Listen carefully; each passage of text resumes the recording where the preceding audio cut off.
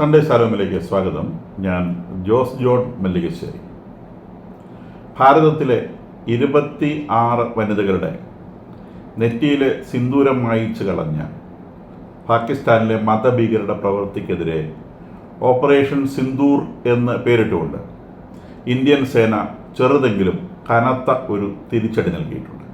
പാകിസ്ഥാനുള്ളിലെ 9 കേന്ദ്രങ്ങളിൽ, പാകിസ്ഥാനിലും പാക് ഓക്യുപ്പൈഡ് കാശ്മീരിലും ആയിട്ടുള്ള 9 കേന്ദ്രങ്ങളിൽ ഇന്ത്യ മിസൈൽ ആക്രമണം നടത്തുകയാണ് ചെയ്തത്. ഈ 9 കേന്ദ്രങ്ങളും ഒന്നുകിൽ ലഷ്കർ എ തോയിബയുടെ അല്ലെങ്കിൽ ജെയ്ഷെ മുഹമ്മദിൻ്റെ കേന്ദ്രങ്ങളായിരുന്നു.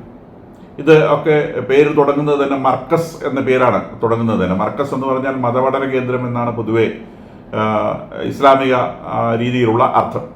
അപ്പം മർക്കസ് എന്ന് തുടങ്ങുന്ന പേരുള്ള 9 കേന്ദ്രങ്ങളാണ് ആക്രമിച്ചിട്ടുള്ളത്. അത് രാത്രി ഏകദേശം 1:44 ഇന്ത്യൻ സമയം 1:44 പാകിസ്ഥാനിലെ ഈ കേന്ദ്രങ്ങളൊക്കെ ആക്രമിക്കപ്പെട്ടിട്ടുള്ളത്. അൽ ജസീറ റിപ്പോർട്ട് പ്രകാരം പാക് ആർമി പറഞ്ഞത് 8 ആളുകൾ കൊല്ലപ്പെടുകയും 35 പേർക്ക് പരിക്കേൽക്കുകയും ചെയ്തു എന്നാണ്. ഇതിനുശേഷം പാകിസ്ഥാൻ ആർമി കാശ്മീർ ബോർഡറിൽ നടത്തിയ ആക്രമണത്തിൽ 3 ഇന്ത്യക്കാർ കൊല്ലപ്പെടുകയും 5 പേർക്ക് പരിക്കേൽക്കുകയും ചെയ്തിട്ടുണ്ട്. ഈ ആക്രമണത്തെ സംബന്ധിച്ച് ഇത് ഷോർട്ട് റേഞ്ച് മിസൈലുകൾ ഉപയോഗിച്ചുള്ള ആക്രമണമാണ് ഇന്ത്യ നടത്തിയിട്ടുള്ളത്. ഈ ആക്രമിക്കപ്പെട്ട ടാർഗറ്റുകൾ നേരത്തെ സൂചിപ്പിച്ചതുപോലെ പാകിസ്ഥാനിലും പാക് ഒക്യുപ്പൈഡ് കാശ്മീരിലുമാണുള്ളത്. ഇന്ത്യയുടെ ബോർഡറിൽ നിന്ന് 15 കിലോമീറ്റർ മുതൽ 100 കിലോമീറ്റർ വരെ അകലത്തിലുള്ള സ്ഥലങ്ങളാണ് ആക്രമിക്കപ്പെട്ടത്. പാകിസ്ഥാൻ ആർമിയുടെ വക്താവിൻ്റെ വാക്കുകൾ എന്ന് പറഞ്ഞുകൊണ്ട് അൽ ജസീറ റിപ്പോർട്ട് ചെയ്ത വാർത്തയിൽ വളരെ കൃത്യതയുള്ള ആക്രമണമായിരുന്നുവെന്നും അത് ഈ കേന്ദ്രങ്ങളുടെ പുറത്തേക്ക് എവിടെയും അത് പരിക്കേൽപ്പിച്ചിട്ടില്ല എന്നും അവർ പറയുകയുണ്ടായി. അവരുടെ രാജ്യത്തിന് കാര്യമായ പരിക്കേറ്റില്ല എന്ന് സൂചിപ്പിക്കാനാണ് പാക് മിലിറ്ററി വക്താവ് അത്തരത്തിൽ സംസാരിച്ചതെങ്കിലും ഇന്ത്യൻ ആക്രമണത്തിൻ്റെ ആക്യുറസി, ഇന്ത്യൻ മിസൈൽസിൻ്റെ ആക്യുറസി അവർ അറിയാതെ തന്നെ പറഞ്ഞുപോയി എന്നുള്ളതും ഒരു വസ്തുതയാണ്. അപ്പോൾ നമ്മളുടെ ഷോർട്ട് റേഞ്ച് മിസൈലുകൾ ഉപയോഗിച്ച് വളരെ കൃത്യതയോടെ വേറെ എവിടെയും പോകാതെ ഇവരുടെ ഈ മർക്കസ് എന്ന് വിളിക്കുന്ന ഈ ഭീകരന്മാരുടെ താവളങ്ങൾ ആക്രമിക്കുകയാണ് ചെയ്തത്. അപ്പോൾ നിശ്ചയമായും പാകിസ്ഥാൻ ഇത്തരം ഒരു സ്ഥലങ്ങളിലെ ആക്രമണം അവർ പ്രതീക്ഷിച്ചിരുന്നതാണ്. അതുകൊണ്ട് തന്നെ അവർ ഭീകരരെയൊക്കെ അവിടെ നിന്ന് നേരത്തെ തന്നെ ഒഴിപ്പിച്ചിട്ടുണ്ട്. അതുകൊണ്ടാണ് ഇത്തരത്തിൽ വളരെ ചെറിയ ആൾനാശം മാത്രം ഈ ആക്രമണം കൊണ്ട് ഉണ്ടായിട്ടുള്ളത്. അല്ലാതെ ആക്രമണം വളരെ ലളിതമായതുകൊണ്ടല്ല. ഇവർ ഈ സ്ഥലത്തു നിന്നൊക്കെ ഭീകരന്മാരെ മതഭീകരരെ എല്ലാം ഒഴിപ്പിച്ച് മാറ്റിയിരുന്നു. അതുകൊണ്ടാണ് ഈ ആക്രമണത്തിൽ ആളുകളുടെ ആൾനാശം കുറഞ്ഞു പോയത്. അപ്പം അല്ലെങ്കിലും ഇന്ത്യയെ സംബന്ധിച്ച് ആൾനാശം എന്നുള്ളത് ഒരു ടാർഗറ്റ് ആയിരുന്നില്ല. ലോകത്തിന് മുൻപിൽ നമ്മൾ തിരിച്ചടിച്ചു എന്ന് കാണിച്ചു കൊടുക്കുകയും തിരിച്ചടിക്കാനുള്ള കരുത്ത് നമുക്കുണ്ടെന്ന് കാണിച്ചു കൊടുക്കുകയും അത് രാജ്യത്തിനകത്തും പുറത്തുമുള്ള ആളുകൾക്ക് കാണാൻ വേണ്ടി ഗവൺമെൻറ് ചെയ്ത ഒരു സംഗതിയാണ് നമ്മൾ മനസ്സിലാക്കണം. ഇതിൽ വാസ്തവത്തിൽ തിരിച്ചടിക്കുന്നതിൽ കരുത്ത് കാട്ടുക എന്നതിലേറെ രാഷ്ട്രീയ ലക്ഷ്യങ്ങളാണ് കൂടുതലുള്ളത്. ഗവൺമെൻറ്റിൻ്റെ ഒരു കരുത്ത്, രാജ്യത്തിൻ്റെ ഒരു കരുത്ത് ആളുകളുടെ മുൻപിൽ പ്രദർശിപ്പിക്കുക, ഗവൺമെൻറ്റിൻ്റെ ഒരു മൈറ്റ്, നിശ്ചയദാർഢ്യം അത് രാജ്യത്ത് പ്രദർശിപ്പിക്കുക, ഇത്തരം ലക്ഷ്യങ്ങളാണ് വാസ്തവത്തിൽ ഈ ആക്രമണത്തിൽ മുന്നിട്ട് നിന്നത് എന്ന് മനസ്സിലാക്കണം.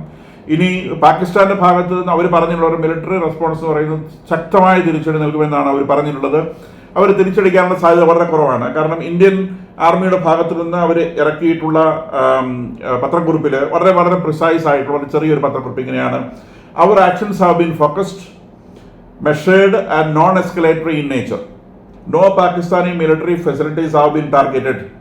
India has demonstrated considerable restraint in selection of targets and method of execution. അതായത് പാകിസ്ഥാന്റെ ഒരു മിലിറ്ററി സ്ഥാപനവും ഇന്ത്യ ലക്ഷ്യം വെച്ചിട്ടില്ല. സിവിലിയൻ ഇൻഡസ്ട്രികളുടെ മുകളിലും ലക്ഷ്യം വെച്ചിട്ടില്ല. ലക്ഷ്യം വെച്ചത് ഭീകരപ്രവർത്തകരെ മാത്രമാണ്. നമ്മളുടെ നാട്ടിലേക്ക് ഭീകരാക്രമണം നടത്തുവാൻ വേണ്ടി പ്ലാനിങ് നടത്തിയിട്ടുണ്ടെന്ന് നമ്മൾ മനസ്സിലാക്കിയിട്ടുള്ള സ്ഥലങ്ങളിൽ മാത്രമാണ് നമ്മൾ ആക്രമിച്ചിട്ടുള്ളത്. വളരെ കൃത്യതയോടെയുള്ള ആക്രമണമാണ് എന്ന് പാകിസ്ഥാൻ തന്നെ പറഞ്ഞ സ്ഥിതിക്ക് പാകിസ്ഥാനകത്തുള്ള സ്ഥലങ്ങളെക്കുറിച്ചൊക്കെ ഇന്ത്യൻ മിലിറ്ററിക്ക് കൃത്യമായ ധാരണയുണ്ട് എന്ന് അവർ പറയാതെ സമ്മതിക്കുകയും ചെയ്തിട്ടുണ്ട് എന്ന് നമ്മൾ മനസ്സിലാക്കണം. അപ്പോൾ അവിടെ എവിടെയൊക്കെയാണ് ഇവരുടെ മിലിറ്റൻസ് കോൺസെൻട്രേറ്റ് ചെയ്യുന്നതെന്നും എവിടെയൊക്കെയാണ് ഇവർ ട്രെയിനിങ് നടത്തുന്നതെന്നും ഒക്കെ കൃത്യമായ പിക്ചേഴ്സ് മീറ്റർ കണക്കിന് ഇവിടുന്ന് ഇന്ത്യയുടെ ബോർഡറിൽ നിന്ന് അല്ലെങ്കിൽ മിസൈൽ അയക്കുന്ന സ്ഥലത്ത് നിന്ന് കൃത്യമായി മീറ്ററുകളടക്കം ഫീഡ് ചെയ്ത് വിട്ടാലാണ് ഇത് അവിടെ പോയിട്ട് വീഴുക. അപ്പം കൃത്യം മീറ്റർ കണക്കിനുള്ള ആക്യുറസിയോടെ നമുക്ക് ഈ കാര്യങ്ങൾ അറിയാമെന്ന് മിസൈൽ ആക്രമണത്തിന്റെ അക്യുറസിയെ സംബന്ധിച്ചുള്ള പാകിസ്ഥാന്റെ സർട്ടിഫിക്കേഷനിൽ തന്നെ നമുക്ക് കാര്യങ്ങൾ മനസ്സിലാവുന്നതാണ്. എന്തായാലും ശരി, നമ്മൾ പറഞ്ഞിട്ടുള്ളത് ഞാൻ our actions have been focused, measured and non escalatory in nature. No Pakistani military facilities have been targeted. India has demonstrated considerable restraint in selection of targets and method of execution എന്നാണ്. അതായത് കിട്ടിയ അടികൊണ്ട് വാങ്ങിയിരുന്നോ, കൂടുതൽ വാങ്ങാൻ വേണ്ടി നിൽക്കണ്ട എന്നാണ് ഈ പറഞ്ഞു വെച്ചതിന്റെ അർത്ഥം. ഇതിനകത്ത് നമ്മൾ മനസ്സിലാക്കേണ്ട ഒരു കാര്യം, ഈ ഇന്ത്യയിൽ നിന്ന് 9 മിസൈലുകൾ പാകിസ്ഥാനിലേക്ക് അയച്ചിട്ട് ഇതിൽ ഏതെങ്കിലും ഒരു മിസൈൽ കണ്ടെത്താനോ അതിനെ ഡിഫെൻഡ് ചെയ്യാനോ ഉള്ള യാതൊരു ശ്രമവും പാകിസ്ഥാന്റെ ഭാഗത്തുനിന്ന് ഉണ്ടായില്ല എന്നുള്ളതാണ്. ഇപ്പോൾ പാകിസ്ഥാൻ റഡാർ സിസ്റ്റങ്ങളുടെ ഒരു ടോട്ടൽ ഫെയിലിയർ ആണ് ഇത് കാണിക്കുന്നത്. കാരണം കാശ്മീരിന്റെ ബോർഡറിൽ തന്നെയാണ് ഈ മിസൈലുകൾ പോയിട്ടുള്ളത്. അപ്പോൾ നിശ്ചയമായിട്ടും ഈ ഒരു ആക്രമണം ഉണ്ടാകുമെന്ന് പ്രതീക്ഷിച്ചത് കാശ്മീരിന്റെ ബോർഡറിൽ തന്നെയാണ്. അതാണ് ആദ്യം പ്രതീക്ഷിക്കുക. ഇനി അല്ലെങ്കിൽ പിന്നെ ഗുജറാത്തിന്റെ ബോർഡറിൽ നിന്നോ, അല്ലെങ്കിൽ നമുക്ക് താജിക്കിസ്ഥാനിലുള്ള ഒരു മിലിറ്ററി ബേസ് ഉണ്ട്, അത് പാകിസ്ഥാന്റെ നോർത്തിലാണ് വരുന്നത്. അപ്പോൾ പാകിസ്ഥാൻ നോർത്തിലുള്ള മിലിറ്ററി ബേസിൽ നിന്നോ, അല്ലെങ്കിൽ ഒരുപക്ഷെ അഫ്ഗാനിസ്ഥാനിൽ നിന്നോ ഉള്ള ആക്രമണങ്ങൾ ഒക്കെ അത് റയർ ആയിട്ടുള്ള ചാൻസ് ആണ്. ഒന്നാമത്തെ ചാൻസ് എന്ന് പറയുന്നത് കാശ്മീരിൽ നിന്നുള്ള ആക്രമണമാണ്.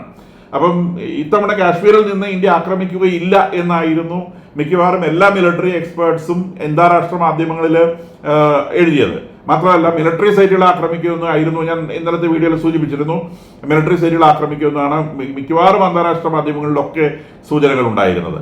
അപ്പൊ ഇത് പിന്നെ നമ്മൾ ഒരുപക്ഷെ നമ്മളുടെ ഒരു മിലിറ്ററി ബേസ് താജിക്കിസ്ഥാനിലുണ്ട്, അവിടെ നിന്നാണ് മിക്കവാറും ആക്രമണം ഉണ്ടാവുക എന്ന് പോലും സൂചനകൾ ഉണ്ടായിരുന്നു. അപ്പൊ അവിടെയൊക്കെ ശ്രദ്ധിക്കേണ്ട പാകിസ്ഥാൻ ഏറ്റവും കൂടുതൽ എന്തായാലും കാശ്മീർ ബോർഡറാണ് അവർ ശ്രദ്ധിക്കുക. അവിടെ അവരിപ്പം ഇന്ത്യ ആക്രമിച്ചുകൊണ്ടിരിക്കുകയാണ് ബോർഡറിൽ. ഈ ബോർഡറിലൂടെ കടന്നു ചെന്ന മിസൈലുകൾ പോലും ഡിറ്റക്ട് ചെയ്യുവാനോ ഡിറ്റക്ട് ചെയ്തിരുവാനോ ഡിഫെൻഡ് ചെയ്യാൻ അങ്ങനെ ഒരു ശ്രമം ഉണ്ടായിട്ടുണ്ട്. ഇത് വീണ് പൊട്ടിയ സമയത്ത് വീണു, ഇവിടെയും വീണു, അവിടെയും വീണു, അവിടെയും വീണു. അവർ വീണതിന്റെ എണ്ണമൊക്കെ ഓടി നടന്ന് എടുക്കുക, അല്ലാണ്ട് ഇത് ചെറുക്കാനുള്ള യാതൊരു ശ്രമവും അവരുടെ ഭാഗത്തുണ്ടായില്ല. അപ്പോൾ പാകിസ്ഥാന്റെ ഒരു ഇത്രയും അവരുടെ ഹൈയസ്റ്റ് അലർട്ടിലാണ് അവർ മിലിറ്ററി. അപ്പൊ ഹൈയസ്റ്റ് അലർട്ടിൽ പോലും അവർക്ക് ആകെ ചെയ്യാൻ കഴിയുന്ന ഈ ബോർഡറിൽ വന്ന് വെടിവെക്കുക എന്നല്ലാതെ വേറെ യാതൊരു കാര്യവും ചെയ്യാനുള്ള ശേഷി പാകിസ്ഥാൻ മിലിറ്ററിക്ക് ഇല്ല എന്നും ഈ ആക്രമണത്തോടെ നമ്മൾക്ക് മനസ്സിലാവുകയാണ്. അപ്പൊ ഇത് പിന്നെ വലിയൊരു യുദ്ധത്തിലേക്ക് എത്താൻ ഇന്ത്യക്ക് യാതൊരു താല്പര്യവുമില്ല എന്നുള്ളത് ഈ ആക്രമണത്തിന്റെ രീതി വെച്ച് തന്നെ വ്യക്തമാണ്. കാരണം അവരുടെ മിലിറ്ററി, നമ്മൾ യുദ്ധം എന്ന് പറയുന്നത് പട്ടാളങ്ങളെ ആക്രമിക്കുക എന്നുള്ളതാണ്. ആ നിലയ്ക്കുള്ള ആക്രമണമേ ഉണ്ടായിട്ടില്ല. ഇത് ഇന്ത്യയെ ആക്രമിക്കുന്ന എല്ലാവർക്കും അറിയാവുന്ന, പാകിസ്ഥാനും അറിയാവുന്ന, ഇന്ത്യയെ ആക്രമിക്കാൻ വേണ്ടി മാത്രം കെട്ടിപ്പൊക്കിയിട്ടുള്ള മതഭീകരന്മാരുടെ താവളങ്ങൾ മാത്രമാണ് ആക്രമിച്ചിട്ടുള്ളത്. അപ്പൊ ഈ ആക്രമണത്തോടെ ഈ പ്രശ്നം അവസാനിക്കും എന്ന് വിചാരിക്കാം. നമുക്ക് ഇതിനൊരു എസ്കലേഷൻ ഉണ്ടാവുകയില്ല എന്നാണ് നമുക്ക് വിചാരിക്കേണ്ടത്. ഒരു സാമാന്യ ബുദ്ധി ഉണ്ടെങ്കിൽ ഇതിനൊരു എസ്കലേഷൻ വേണ്ടി പാകിസ്ഥാൻ ശ്രമിക്കുകയില്ല. പാകിസ്ഥാൻ ആർമി കാശ്മീർ ബോർഡർ വെടിവെക്കുന്നുണ്ട്. ബോർഡറിൽ വെടിവെക്കുന്നതും രാജ്യത്തിനകത്തേക്ക് മിസൈലുകൾ അയക്കുന്നതും തമ്മിൽ ഒരുപാട് വ്യത്യാസമുണ്ട്. ഇത് രാജ്യത്തിന്റെ ഹാർട്ടിനുള്ളിൽ കയറിട്ട് ആക്രമിക്കുകയാണ്. അപ്പം ഇതിനകത്ത് പ്രധാനമായിട്ടും പാകിസ്ഥാനെ നാണം കെടുത്തുക എന്നുള്ളതാണ് ഈ ആക്രമണത്തിന്റെ പ്രധാനപ്പെട്ട ഒരു ലക്ഷ്യം എന്ന് പറയുന്നത്. അതായത് പാകിസ്ഥാനുള്ളിലുള്ള ഏത് ടാർഗറ്റ് വേണമെങ്കിലും ഞങ്ങൾക്ക് എപ്പോൾ വേണമെങ്കിലും ഞങ്ങൾ തകർക്കുമെന്നാണ് ഇന്ത്യ ലോകത്തോട് വിളിച്ചു പറഞ്ഞിട്ടുള്ളത്. ഇത് വെറുതെ ഒരു സൂചനയാണ്. നമ്മൾ മറ്റേ ആളുകളെ പിരിച്ചുവിടാൻ വേണ്ടി ആകാശത്തേക്ക് വെടിവെക്കുന്നത് പോലത്തെ ഒരു പരിപാടി, ജസ്റ്റ് ഒന്ന് കാണിക്കാൻ വേണ്ടി 2 കുഞ്ഞു പടക്കം നാലെണ്ണം അയച്ചു. ഷോർട്ട് റേഞ്ച് മിസൈൽസ് ആണ്, വലിയ മിസൈലുകളൊന്നും അല്ല വിട്ടത്. ചെറിയ ദൂരത്തേക്ക് മാത്രം പോകുന്ന, അത്രയൊന്നും നാശകാരികളല്ലാത്ത ഈ ചെറിയ കെട്ടിടങ്ങൾ, ഇപ്പൊ മർക്കസ്, മദ്രസ എന്നൊക്കെ പറഞ്ഞ ഏകദേശം ഏത് തരത്തിലുള്ള കെട്ടിടങ്ങളാണെന്ന് നമുക്ക് ഊഹിക്കാം. അപ്പൊ അത്തരം കെട്ടിടങ്ങളെ തകർക്കാൻ വേണ്ടി ഉള്ള മിസൈലുകൾ മാത്രമാണ് അയച്ചിട്ടുള്ളത്. അത് പ്രധാനമായിട്ടും അതിന്റെ ലക്ഷ്യം പൊളിറ്റിക്കൽ ലക്ഷ്യങ്ങളാണ്. ഒന്ന്, രാജ്യത്തിനകത്തുള്ള ഗവൺമെന്റിന്റെയും ഭരണപക്ഷത്തിന്റെയും രാഷ്ട്രീയ താല്പര്യങ്ങളുണ്ട് അതിനകത്ത്. 2, ലോകത്തിന് മുൻപിൽ ഇന്ത്യയുടെ പവർ കാണിച്ചു കൊടുക്കേണ്ടതുണ്ട്. ഈ 2 രാഷ്ട്രീയ ലക്ഷ്യങ്ങൾ വെച്ചുകൊണ്ടാണ് പ്രധാനമായിട്ടും ഈ കാര്യം ചെയ്തിട്ടുള്ളത്. 3, പാകിസ്ഥാനുള്ള ഒന്നാം തരം ഒരു വാണിംഗ് ആണ്. ഇതുപോലെ മൈതാനത്ത് കയറി ഒളിച്ചിരുന്ന് വെടിവെക്കുന്ന പോലത്തെ പരിപാടിയല്ല ഞങ്ങൾ ചെയ്യുന്നത്. വഴിയെ നടക്കുന്ന ആൾക്കാരുടെ പുറകെ പിടിച്ചിട്ട് അവന്റെ തലക്കിട്ട് വെടി കൊടുക്കുന്ന പരിപാടിയല്ല ചെയ്യുന്നത്. ആളുകളെ പിടിച്ചു ചോദിച്ചിട്ട് അവന്റെ മതം ചെക്ക് ചെയ്തിട്ട് അവനെ വെടിവെക്കുന്ന പരിപാടിയല്ല ചെയ്യുന്നത്. എല്ലാവരും കാണുക നിങ്ങളെ നെഞ്ചത്ത് വന്ന് കുത്താനുള്ള ശേഷി ഞങ്ങൾക്കുണ്ട് എന്ന് കാണിച്ചു കൊടുക്കുകയാണ് ചെയ്തിട്ടുള്ളത്. കാണിച്ചു കൊടുക്കുക മാത്രമേ ചെയ്തിട്ടുള്ളൂ. കഠിനമായ ആക്രമണങ്ങൾ ഒന്നും ചെയ്തിട്ടില്ല. ഒരു സൂചന മാത്രമേ നൽകിയിട്ടുള്ളൂ.